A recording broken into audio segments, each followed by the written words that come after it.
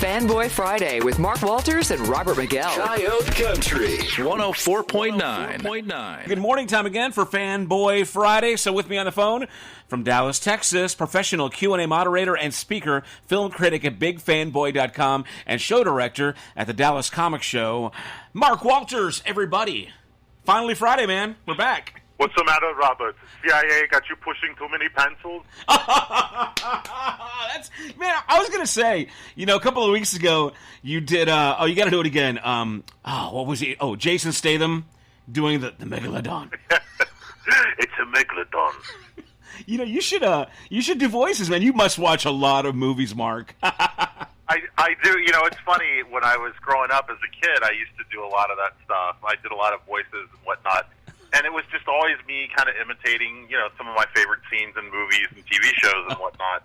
And I can't really talk much about it, but I actually have been talking to a guy that I know that's in a pretty prominent position, like in the sound design world of cinema, that has said, there's a couple things they want to see if they might be able to bring me in to do possible like ADR work for, like some big name actors that maybe don't always have time to come in and do that stuff. And honestly, I think I would really love doing stuff like that for a living. So it's just, being stuck in Dallas. If I was living in LA, I'd probably be doing that for a living. But, when you're stuck in Dallas, sometimes the opportunities are few and far between. But yeah, I love doing those kinds of things. Hey, but man, if you're in LA, you might either be dead, broke, or in the middle of a lawsuit. So maybe That's very true. Very, very true. Well, you do a darn good Jason Statham. You do some good Arnold there. Anything else you got? Any other these hidden gems of talent that you're holding back from us? Well, one of the voices that I do a lot that people really seem to think is funny. So a good buddy of mine, Adam Hughes, and we used to always joke about the fact that the equivalent of a Harrison Ford movie from like late '90s into early 2000s was that Harrison Ford wears a gray suit and protects his family. Right, yeah. Pretty much any Harrison Ford movie. And so I thought it was really funny when the trailer came out for Firewall, and like the last line of the trailer is Harrison Ford sitting there talking on the phone, wearing a gray suit, and he says, "You get your money when I get my family." It's like, okay, well, there's my thesis. So, Wow! It's like Han Solo was right here. That was awesome. Harrison Ford's one of my favorite ones to do. Firewall, man, that's you're digging pretty deep there. I think most of us forgot about that one. Yeah, I think Harrison Ford's probably forgotten about that one. Yeah, right. Well, man, we're here to talk about movies, of course. Mark's from BigFanboy.com. Little did I know that you were an awesome voice actor as well, too. But I know you've seen the new Predator movie, so let's get right into that, sir. Yeah, it's Predator. What's called The Predator. Right. And this is the big hook with this one. It's actually written and directed by Shane Black, who starred in the original Predator movie with Arnold Schwarzenegger as one of the recruits that goes into the jungle. And so it's kind of, I guess, in a weird way, sort of full circle that he's coming back to the franchise, while at the same time, kind of putting his own spin on it. So what you're saying is one of the original actors from the original Predator with Arnold is the director of the new movie The Predator from 2018. Yes, so what is this? What has this guy been doing all this time? Has he worked on anything else that we might know of? Yeah, Shane Black is probably best known for most recently he directed and wrote Iron Man 3. He also directed and wrote Kiss Kiss Bang Bang. And he's probably best known as the writer of Lethal Weapon. He also wrote The Long Kiss Goodnight. He's kind of known as like an action movie, buddy cop type movie guy.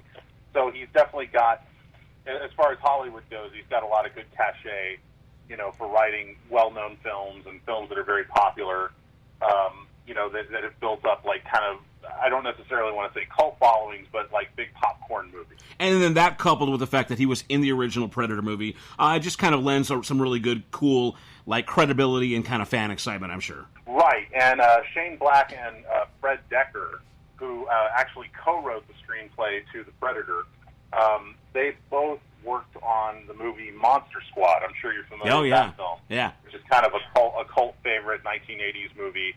And Monster Squad was directed by Fred Decker, written by Shane Black, or Shane Black and Fred Dekker, whereas this movie is directed by Shane Black and written by Shane Black and Fred Dekker. So it's sort of a little bit of a reversal there. Uh-huh. But in a weird sort of way, for those of you that are fans of the Monster Squad, this movie actually does kind of have a Monster Squad vibe to it. Like basically, it almost feels like they tried to bring some of that sensibility to the world of the Predator, and in a weird sort of way, it does work. You know, I mean, in a funny kind of way. One thing that you're immediately going to notice with this new movie is there's a lot of comedy. Okay. It's definitely funnier than you would expect a Predator movie to be. And so that's one of those things that some people may like that, some people may hate it. I don't really know quite what to, gauge people's response is going to be when it comes to things like that. And honestly, Robert, I think this kind of comes back to the fact that when you have a movie like Predator or any kind of movie that's based on those themes, I think that there is a danger if you take it a little too seriously, because we've seen so many variations, with that character and with that storyline, that I almost feel like you kind of have to be a little self-referential and a little self-parody in order for it to work. And so I think that was what Shane Black saw with this movie, was that he basically said, hey, I'm going to make a Predator movie. We've had several of these already, so if I try to take this a little too serious, it's just not going to work. Right, okay. So what he decided to do was, bring a little bit of humor to it, a little bit more levity to it, while at the same time, it is very, very violent. In fact, I would say that some of the kills in the movie are some of the most violent that we've seen in any Predator movie. Just from time to time, played a little more for laughs. So take of that what you will. One of the things that he does really, really well in this film is introduce a variety of characters and build a really nice chemistry between those characters, to the point of where, you actually kind of have a fun journey following these guys into battle. And I think that's one of the strongest, one of the biggest strengths of the film, is the fact that the characters and the chemistry between them is really, really well done. And that's something that Shane Black does extremely well. Well, very good. Well, it sounds promising. If you've never seen a Predator movie in your life, is this something you can go into and kind of get?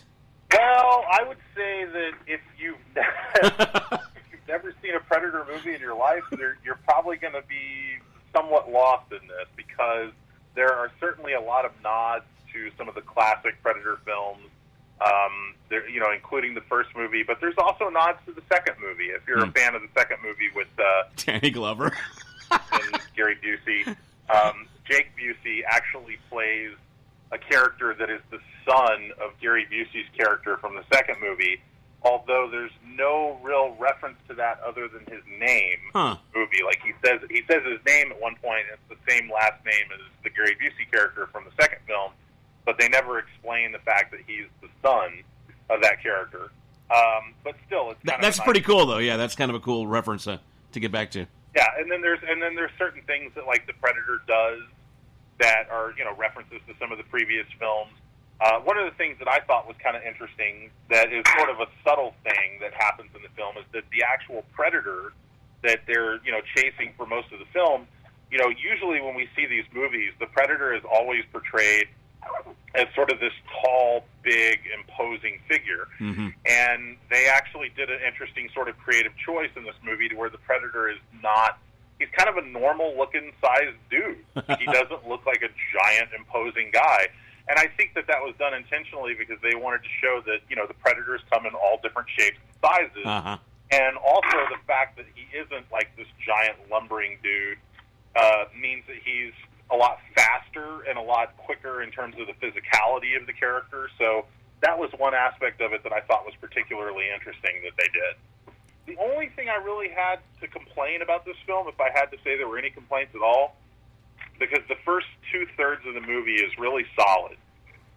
But then when you get to like that last sort of 20 minutes or so of the film, it kind of falls apart. I hate to say it. It just gets really messy, and there were a lot of rumors floating around that they had to go back and reshoot the ending because apparently the original ending was shot during the daytime, and they said they wanted it to take place at night, so they reshot the entire ending of the movie.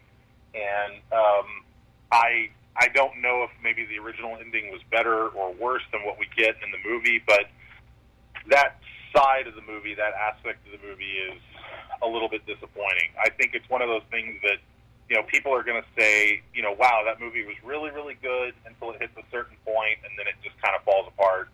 And that's exactly how I felt about it. But, and then also there's a moment, and I won't spoil it, but there is a moment at the very, very end of the movie, like the last scene that you see before the credits, that is so silly and so ridiculous. It feels like something a fifth grader wrote. And I was really disappointed at the way that they ended the film. I really felt like they had an opportunity to do something really interesting and something really compelling, and instead they went with the most childish, silly ending that you could possibly imagine. So I will say that people, you know, you're probably going to be disappointed with those final moments, but more so because of what it could have been. It's just one of those things. So it'll be interesting to see how this movie performs this weekend. Well, it sounds like you're kind of torn on it. So overall, did you enjoy the experience? Worth your bucks? Yeah, I would say that, you know, for the most part, I enjoyed it. But, you know, I'm a huge Shane Black fan. I have a tremendous amount of faith in Shane Black as a filmmaker, as both a director and a writer. I always kind of enjoy his movies. And so, you know, I was kind of going into this. I was going into this with you know, a lot of faith in him already. Expecting more greatness. I'll admit, you know, I was a little disappointed with the end result. I really wish it had been a little something different. It just seems like for some reason, I don't know what it is, but, you know, Fox just cannot seem to make a really good Predator or even a really good Alien sequel. Like, you know, the best we ever got was when James Cameron made Aliens. The second he walked away from that, it all kind of went downhill from there.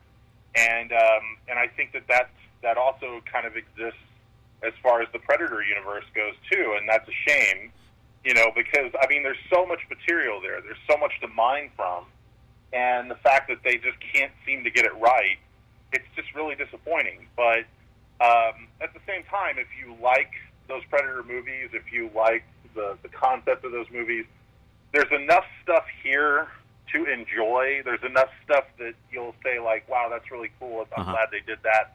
There's enough stuff to outweigh the badness right. of the movie to where I think you'll still be entertained. All right, well, very good, Mark. Well, that's The Predator, the brand new one in theaters today, rated R, 1 hour and 41 minutes. And I'm sure you've got a review online at bigfanboy.com. Yes, sir.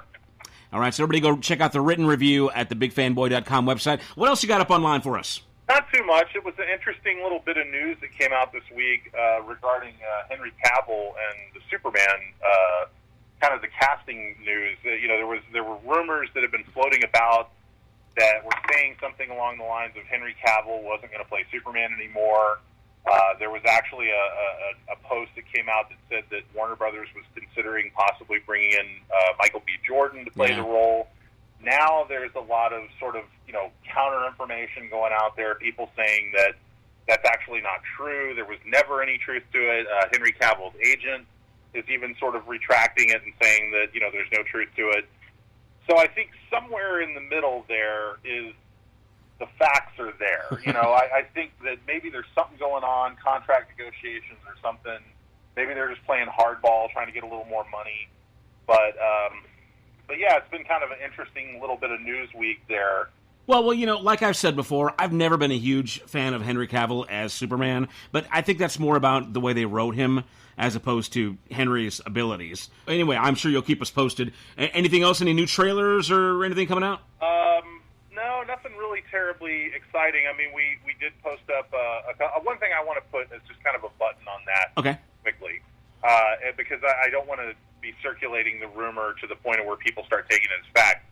The thing about Michael B. Jordan, it's important to know because a lot of news sites have been reporting that, and the way that they're reporting it is a very clickbait sort of way.